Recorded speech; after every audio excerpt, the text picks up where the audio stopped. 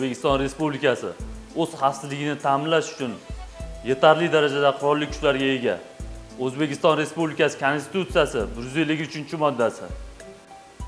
Fuqarolar atrof tabiiy muhitga ehtiyotkorona munosabatda bo'lishga majburdirlar.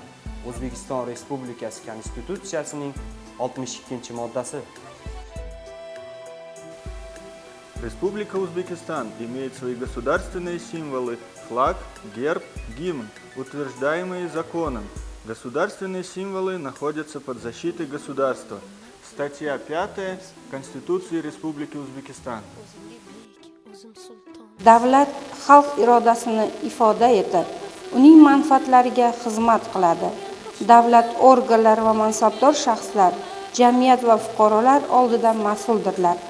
O'zbekiston Respublikasi Konstitutsiyasining 2-moddasi. Семья является основной ячейкой общества и находится под охраной общества и государства. Статья 76 Конституция Республики Узбекистан. Voyaga yetgan, mehnatga layoqatli farzandlar o'z ota-onalari haqida g'amxo'rlik qilishga majburdirlar. O'zbekiston Respublikasi Konstitutsiyasining 80-moddasi. Konstitutsiya bu xalq ovozi.